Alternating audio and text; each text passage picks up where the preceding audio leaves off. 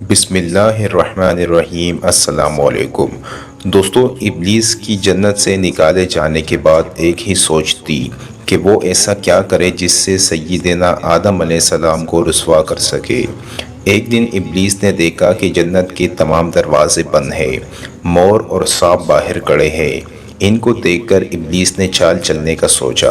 ابلیس نے فوراً جنت کے دروازے پہ کھڑے مور کے پاس پہنچا اور ہمدردانہ لہجہ اپنا کر کہنے لگا، بہت جلد تمہیں اور آدم علیہ السلام کو جنت سے نکال دیا جائے گا۔ ایسا کرو، تم مجھے جنت میں لے جاؤ تو بدلے میں تمہیں ایک ترکیب بتاؤں گا۔ میں دعویٰ کرتا ہوں جس پر عمل کر کے تم اور آدم علیہ السلام کبھی جنت سے نہیں نکلو گے۔ مور ابلیس کی بات سن کر فکر مند ہو گیا۔ کچھ دیر سوچنے کے بعد کہنے لگا کہ تمہاری بات تو میرے دل کو لگی ہے، لیکن میں تمہیں اندر کیسے لے کر جاؤں، وہ بھی اتنے محافظوں کے ہوتے ہوئے؟ تو ابلیس نے فوراً جواب دیا، کیا تم نہیں جانتے میں منتر پڑھ کر خود کو ایک موتی میں تبدیل کر سکتا ہوں؟ تم مجھے اپنے منہ میں دبا کر جنت کے اندر لے جانا۔ یہ کہہ کر ابلیس نے منتر پڑھا اور خود کو چھوٹی موتی میں بدل دیا۔ پھر مور نے ابلیس کو اپنے منہ میں رکھ کر جنت میں داخل ہوا۔ یوں ابلیس ملعون ایک مور کی مدد سے جنت میں داخل ہو گیا۔ یہ مور ابلیس کو منہ میں لے کر سیدھا اما ہوا کے پاس پہنچ گیا۔ وہاں پہنچ کر ابلیس نے دوبارہ خود پہ منتر پھونکا اور انسان کی شکل میں آ گیا۔ انسانی شکل میں آنے کے بعد اس نے اما ہوا کو ورغلانے کی کوشش کی اور کہنے لگا، اگر آپ نے اس درخت کا پھل نہ کھایا تو آپ کو جنت سے نکال دیا جائے گا۔ بی بی ہوا بولی، یہ درخت تو ممنوع ہے، اس کا پھل کھانے سے منع فرمایا گیا ہے۔ ابلیس دوبارہ بولا کہ اس درخت کا پھل نہ کھایا گیا تو آپ کو اور آدم علیہ السلام کو جنت سے نکال دیا جائے گا۔ ابلیس ملعون آخرکار اپنے مکر میں کامیاب ہو گیا اور اما ہوا نے اس کی باتوں میں آ کر ممنوع درخت کا پھل کھا لیا، اور پھر حضرت آدم علیہ السلام کے پاس پہنچی اور فرمانے لگی کہ میں نے اس درخت کا پھل کھا لیا ہے جسے کھانے سے منع فرمایا گیا تھا، اور آپ بھی اس کا پھل کھا لیں تاکہ ہم ہمیشہ جنت میں رہ سکیں۔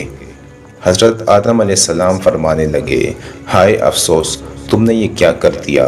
ابلیس کے مکر میں آنے والی اما ہوا نے سیدنا آدم علیہ السلام کو مجبور کیا کہ وہ بھی اس درخت کا پھل کھا لے۔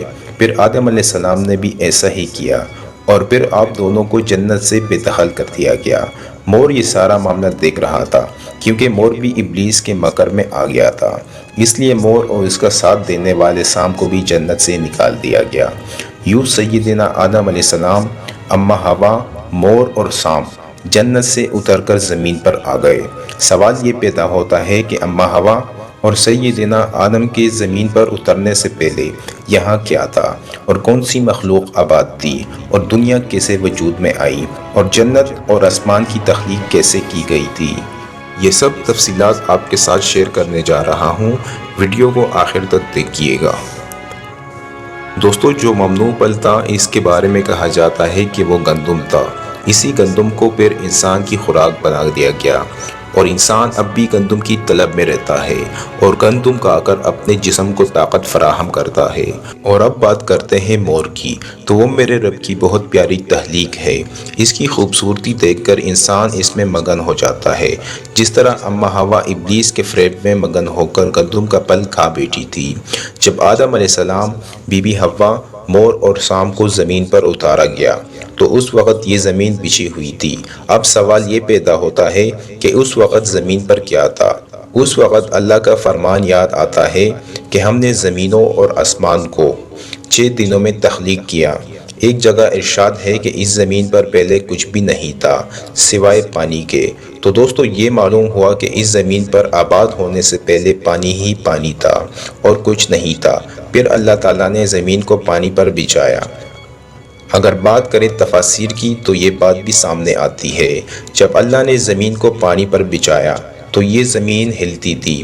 پھر اللہ پاک نے زمین کے اوپر پہاڑوں کو گاڑ دیا، جس کی وجہ سے زمین نے ہلنا بند کر دیا اور ایک جگہ ٹک گئی۔ پانی ایسی چیز ہے جس سے اللہ تعالیٰ نے مختلف قسم کی مخلوقات کو پیدا فرمایا اور پانی کو زندگی کی بنیاد بنا دیا۔ اور کہتے ہیں کہ آدم علیہ السلام سے پہلے آسمان بھی نہ تھے، تو اللہ تعالیٰ نے 2 دنوں میں 7 آسمانوں کو بنایا۔ آسمانوں سے پہلے صرف دھواں ہی دھواں تھا اور کچھ نہ تھا۔ پھر اللہ تعالیٰ نے دھوئیں سے آسمان بنائے۔ جب اللہ تعالیٰ نے آسمان تخلیق فرمائی تو اللہ تعالیٰ فرماتا ہے کہ ہم نے آسمانوں میں ستاروں کی مانند چراغ روشن کر دیے، یعنی آسمانی دنیا میں اللہ تعالیٰ نے ستارے پیدا فرما دیے جو رات کو چمکتے ہیں۔ یاد رہے کہ اللہ تعالیٰ نے 4 دنوں میں زمین اور اس کا سارا نظام بنایا۔ یہ پہاڑ، جنگل، دریا، سمندر، صحرا اور بیضا، یہ سب اللہ تعالیٰ نے اپنے حکم سے صرف 4 دنوں میں تخلیق فرمایا۔ اور پھر اللہ تعالیٰ نے آسمانوں سے بارش برسائی اور زمین پر طرح طرح کے پھل، درخت، پودے اور سبزہ اگا دیا۔ دوستوں، معلوم ہوا کہ جب سیدنا آدم علیہ السلام نہیں تھے تب بھی یہ کائنات موجود تھی۔ جب آدم علیہ السلام کو اللہ تعالیٰ نے پیدا کرنے کا ارادہ فرمایا تو اللہ تعالیٰ نے اس کائنات کو تخلیق فرمایا۔ اور جب آدم کو پیدا فرمایا تو اللہ تعالیٰ نے پہلے تو ان کو جنت میں رکھا، اور پھر ابلیس ملعون کے مکر میں آ جانے کی وجہ سے سیدنا آدم علیہ السلام کو جنت سے نکال کر زمین پر بھیجا۔ یہ سب اللہ تعالیٰ کی حکمت تھی، کیونکہ اللہ تعالیٰ نے زمین کو آباد فرمانا تھا۔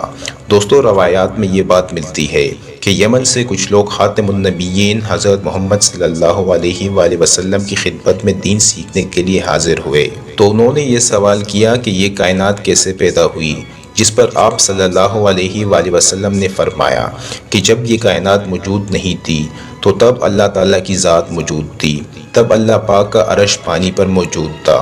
اس کے بعد اللہ تعالیٰ نے آسمانوں اور زمینوں کو پیدا فرمایا اور لوح محفوظ میں ہر چیز کو لکھ دیا۔ دوستو، اللہ تعالیٰ کی ذات تب بھی موجود تھی جب کچھ نہ تھا، جب ہر طرف پانی ہی پانی تھا اور دھواں ہی دھواں تھا، اور اللہ تعالیٰ کی ذات اب بھی موجود ہے اور ہمیشہ موجود رہے گی۔ نہ وہ کسی سے ہے اور نہ اس سے کوئی ہے۔ وہ واحد ہے جسے نہ اونگ آتی ہے نہ نیند۔ صرف اللہ ہی کی ذات بابرکت ہے جو عبادت کے لائق ہے، اور تمام جہانوں کو پیدا فرمانے والا ذات اللہ ہی کی ہے۔ زمینوں کو، آسمان کو، جنت اور دوزخ کو پیدا کرنے والی ذات اللہ ہی کی ہے۔ اللہ تعالیٰ کی مخلوقات کتنی پوشیدہ ہے اور کہاں کہاں ہے، یہ اللہ تعالیٰ ہی جانتا ہے۔ نہ ہم اللہ تعالیٰ کی قدرت کو سمجھ سکتے ہیں، نہ اس کے علم کو سمجھ سکتے ہیں، اور انسان کی عقل محدود ہے۔ انسان صرف اتنا ہی جانتا ہے کہ جتنا اللہ تعالیٰ نے اس کو علم دیا ہے، اور اس سے زیادہ کچھ نہیں جان سکتا۔ اللہ تعالیٰ بہتر علم رکھتا ہے اور بہتر حکمتوں والا ہے۔ دوستو، اس کے ساتھ ہی آج کی اس ویڈیو کا اختتام ہوتا ہے۔ مزید اس طرح کی ویڈیو کے لیے ہمارا چینل سبسکرائب کرنا نہ بھولیے۔